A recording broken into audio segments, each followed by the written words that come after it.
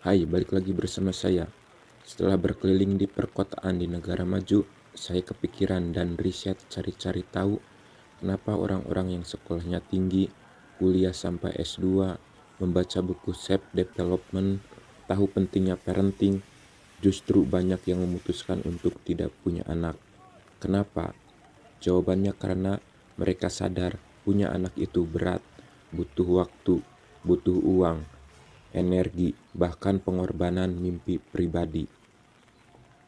Mereka tidak mau melahirkan anak ke dunia ini kalau belum siap secara utuh.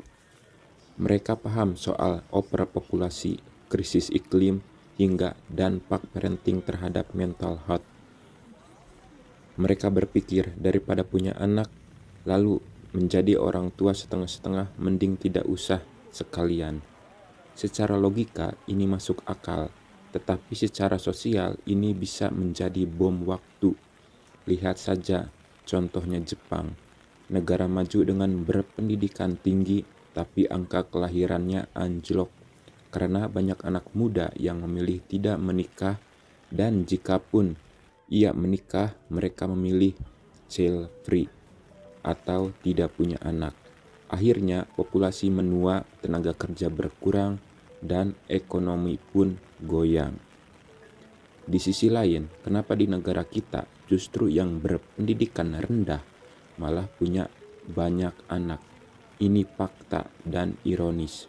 Pertama, karena kurangnya akses informasi di negara kita, Indonesia ini, soal kesehatan reproduksi, KB, dan parenting masih minim.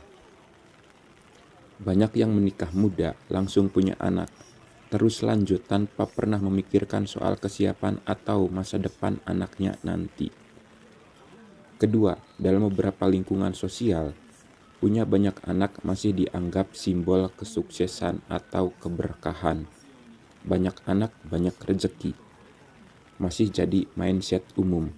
Padahal mindset banyak anak banyak rezeki itu dipakai ketika era pembangunan negara, supaya banyak tenaga kerja yang bisa dipakai ketika masa pembangunan sebuah negara. Untuk zaman sekarang tidak cocok dengan mindset itu. Kalaupun cocok harus diimbangi dengan kualitas. Kalau tidak, itu bisa jadi beban bukan rezeki lagi. Ketiga, dalam masyarakat kelas bawah, anak kadang dipandang sebagai aset ekonomi. Anak laki-laki untuk bantu kerja, anak perempuan untuk bantu di rumah.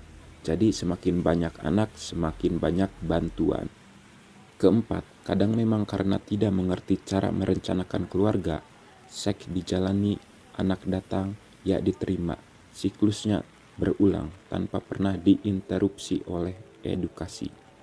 Sekarang kita tahu kenapa orang-orang yang berpendidikan tinggi memilih untuk child free dan berpendidikan rendah malah enak lanjut bereproduksi. Bayangkan, 20 tahun sampai 30 tahun ke depan, generasi penerus bangsa ini didominasi oleh anak-anak dari keluarga yang belum siap secara pendidikan, ekonomi maupun emosional. Kualitas SDM bisa jadi anjlok makin parah. Kita bukan kekurangan penduduk, tetapi kekurangan kualitas. Negara kita itu jumlah orangnya banyak, tapi sedikit orang yang siap untuk bersaing. Kita tidak butuh semua orang punya anak, tapi kita butuh orang-orang yang sadar untuk tetap peduli pada masa depan generasi ini, entah lewat pengasuhan, edukasi, maupun kontribusi sosial lainnya.